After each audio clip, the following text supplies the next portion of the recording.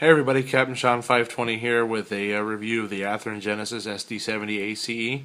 Picked up two of them today on my way home after work. Got some really good deals on them at Arnie's Model Trains in Westminster, California. Check them out. They've got some great deals, especially after the acquisition of another hobby store recently.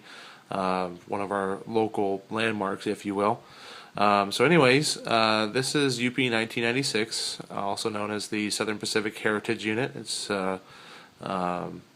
representative of the daylight scheme that the Southern Pacific ran back in the early days of their passenger service.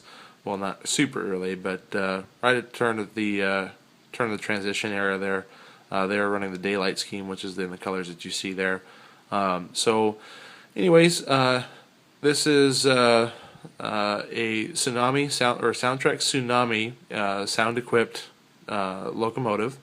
It does have the prototypical EMD 710 G3-TC sounds. It's comes with the startup sequence, and this is actually an air starter, which is actually really cool. It's supposed to be more efficient, and it's something I'm very familiar with, considering I used to fly for the airlines. We used most engines on airliners are actually started with air supplied with by the APU. Sorry, I went off on a little bit of a tangent there. Back to the main topic. So, air starter for the EMD 710 has longhorn, shorthorn, bell. It's got dimmable headlights, ditch lights. What else does it have? It has dynamic brakes, if I didn't already say that. Coupler clank, air release, and brake squeal. I guess the air compressor is controllable. I haven't really experimented with that. I have changed some of the CVs on this already, so the way you're going to see it run is not how it is out of the box. I did add momentum to it, i.e. acceleration and deceleration rate. I also changed the road number from 03, which is what it is out of the box, to 1996 as appropriate. I also added some consisting CVs in there because I do have a second unit, which is UP 1988, which is right there, which to my understanding, and actually as of doing some research today, these KD units are hard to find, whether straight DC or DCC and sound equipped. So I was pretty lucky in being able to obtain that one. And that thing is just one gorgeous locomotive. I love that paint scheme. I'm a huge fan. Red is actually my favorite color, and that just is awesome. So we're going to go over a couple things here. We're going to start at the back of the locomotive. A lot of people start at the front. I like to start at the back only because, when you're driving by, or if it flies right by you, this is what you're going to see most of the time. So back here at the back pilot, I need to focus in there a little bit. You can see I've already changed out the McHenry scale head knuckle coupler. It was a plastic coupler. I'm not a fan. No offense, Athearn. I know you guys own it, but own McHenry couplers. But I need the reliability of a metal coupler. If you guys came out with a metal coupler from McHenry, I may consider it, and I think that's what you guys should do on the next run. So I'm sure I'm not the only one with this opinion, so chime in, let me know what you think. Maybe we can sign a petition to get Athearn to change over their plastic couplers to metal couplers. I'd be willing to spend the extra $5 or whatever it is that we would have to pay to get a reliable coupler. Anyways, moving on. Gray Cocoa 6-axle locomotive, 3-axle trucks. You've got great piping detail on the brake cylinders, as well as sanding lines, and really good. You won't actually be able to see them, but you've got the embossed EMD logo right here, which is actually really neat. It would come up if you do if you weathered one of these locomotives and you did the wash over it, it would just pop. You've got air dryer, air filter set right here. Tons and tons and tons of underbody detail. You've got a cast brake wheel. You've got your sand filler hatches, operating rear headlight, which is directional. And unfortunately, I did look at the CVs to do some remapping. So if you wanted to control these, I may be mistaken. If anybody knows how to do this, please let me know. But according to Tsunami's diesel manual, you cannot remap this or your front headlight on any other function. That's kind of unfortunate because I like to run DPUs, and I don't think I'll be able to do it with this, with a dim headlight on the front as it's running to the rear. Anyways, moving on, separately applied metal grab irons, as you can see here on the side. You've also got a separately applied metal grab iron on top. A radiator section fan, I believe is what this is. It is not see-through. You do have some see-through material here, which is actually really neat. You can see, you won't be able to see it now, but seeing it in the daylight, you can see, I believe, what is the air compressor back here. You can see right through it, and it's actually kind of cool. Just cast a little bit of a silhouette, and you can actually, if you pull the shell off the locomotive, you can see it. So, I'm going to come up to the top. You've got great see-through fan detail at the top. The K5LLA horn. It's a Nathan K5LLA, which is prototypically accurate. You've got a see-through exhaust grill here, and other details up here on top of the hood. Forgive me for not knowing the correct nomenclature. You do have the large and small GPS domes. For those of you who are not familiar, the Athearn SD70ACe cabs, the roof actually is held on with two magnets, and you can actually pull them off to expose the interior detail inside the cab. I'll try to do that for you here without breaking anything. Forgive my hand for getting in the way. Oh, it's coming. There we go. So the cab just pops off, just held on with those two magnets. We'll set that to the side, and then you can see right inside the cab there, it's painted two-tone, which is appropriate again for the prototype. The control stand is brown, as well as the conductor's desk, and the dash is that lighter beige cream color. So this is perfect if you want to put any cab figures on board. What's also really nice about this, and what's really, really convenient, is you see those wires there for your headlights. Everybody knows that Athearn's headlights go out all the time. They're cheap headlights. A lot of people end up replacing them with SMDs, or surface mount diodes, the little mini surface mount LEDs. And it's super easy to be able to get in there, replace them, and not have to fiddle around with taking the shell off and all this other stuff. You just take that off, clip the lights, put the new SMDs on there, throw a resistor in there if you want, and go ahead and drop it in. Not a big deal. So that's kind of cool. I really like that. That's a great feature. I think they should start doing that on future runs as well. So I remember the last time I tried doing this, I didn't have much luck with getting it on just right. So anyways, you get the idea. I'll put it back on later the right way. So great printing on the side. They've done a great job with their new silkscreen process, and it just makes their sorry for the shadow. It makes their locomotives and all of their models in that respect just pop. I mean, you see how crisp that is? I mean, this print on the side that says SD70ACe is just super sharp and legible, and I'm not having to squint to see that even with my glasses on. So that's a plus. Good job on that by Athearn. So coming up front, oops, sorry about that. I'm using my iPhone right now. I do apologize. Now we've got the front detail. Again, the operating headlight, the separately applied grab irons on the nose here, windshield wipers, UP letters on both sides, left and right. Number boards, they are not lit. Then you have your cab door here.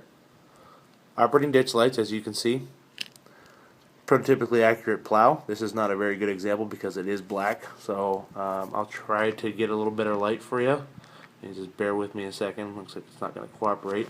But you do have silver-tipped MU hoses as well as an air hose on both sides. Coupler cut bar, and I have replace the McHenry coupler with the KD number 148 whisker coupler. So without further ado, let's go ahead and get to the sounds. I'll fix this real quick so it looks good when it's running by.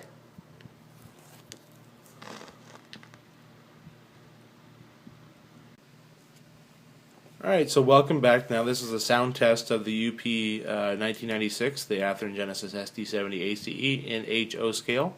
We're going to cover up a couple of functions before we go through the whole prime mover start. First and foremost, we'll start with 1 and work our way down to 12. Function 1 is your bell. It's an E bell, which is not prototypical for this particular unit, which is unfortunate, and I don't know if there's any way of changing that. But here's your E bell.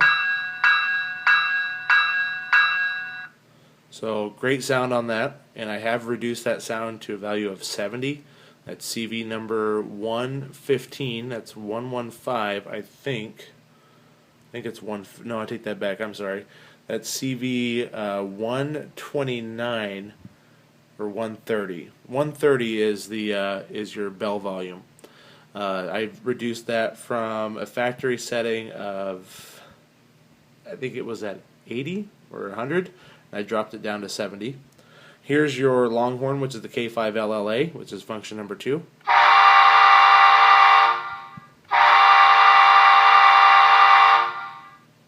Okay, so that's your Longhorn.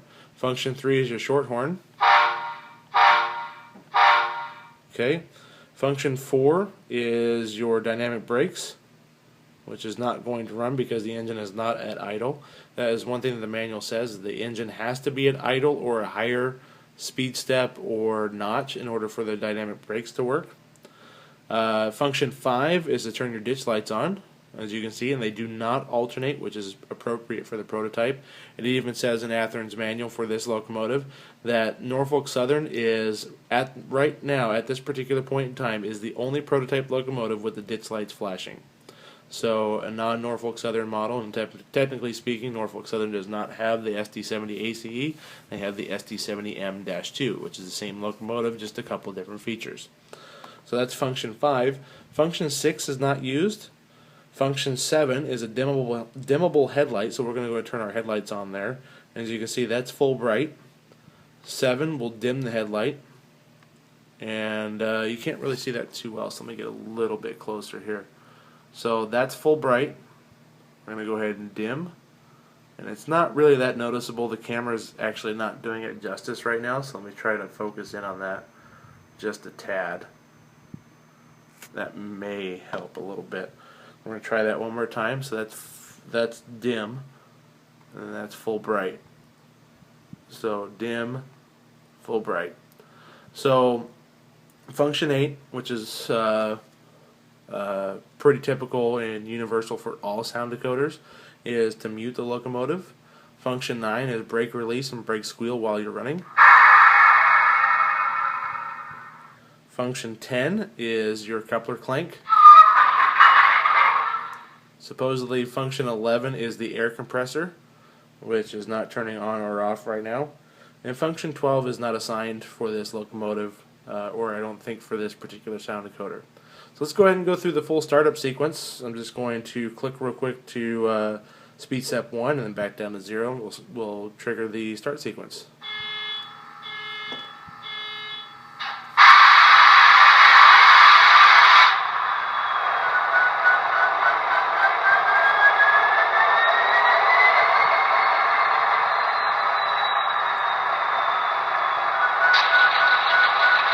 You hear the air compressor, the radiator fans,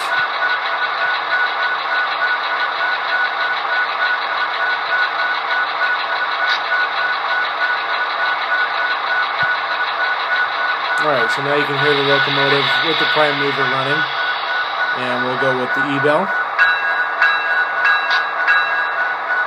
Longhorn, Shorthorn, dynamic brakes,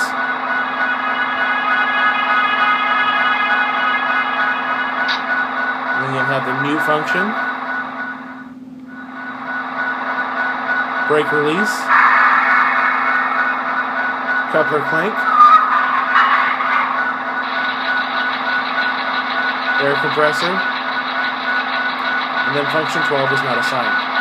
So let's go ahead and run ourselves through the speed steps here. I'll do my best to get it running. I only have a 10-foot layout, so we'll get it running as best as I possibly can here.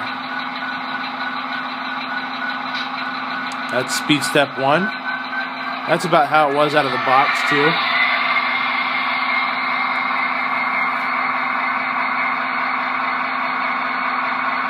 Speed step 2. I do apologize, I'm pretty jittery, I'm pretty tired tonight, so my coordination is not so great. Trying to do 2, 3, 4 things at once right now. 3, 4, 5,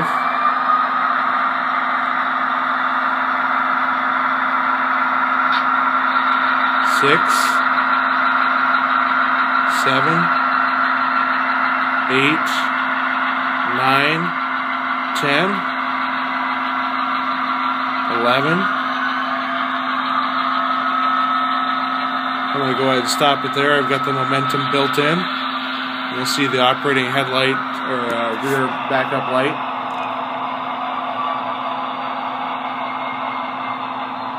Actually, I take that back. This is in consist mode, so it's not going to show that. So let's try this. We'll try going direct to 1996, and there you go. So I don't know if it'll let me. No, it won't let me. I gotta go back into consist mode here. Alright, so move ourselves back.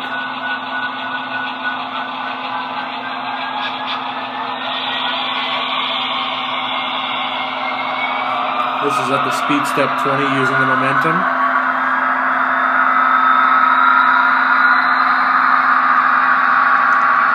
I'm just going to do an emergency stop on it real quick so it doesn't run off and hit the wall. And I'll let it go through the shutdown sequence.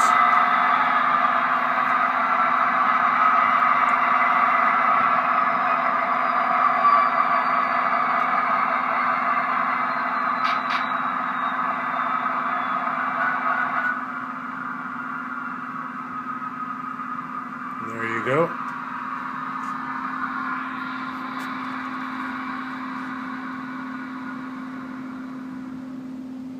Alright, if you guys have any questions about this review, please let me know. I am thoroughly impressed with this model. Unfortunately, I do not have a scale to weigh at. I don't have a pull meter to give you a drawbar pull. I thought just do this for the fun of it, and just to get something else up there to kind of get me back in the loop of making videos for you guys. So enjoy. And if you guys are thinking about getting one, I would definitely suggest getting the Athearn over the MTH. I've tried the MTH and I'm not a fan of it, so by all means, get the Athearn. You guys will not be let down. Thanks for watching, and stay tuned for more videos.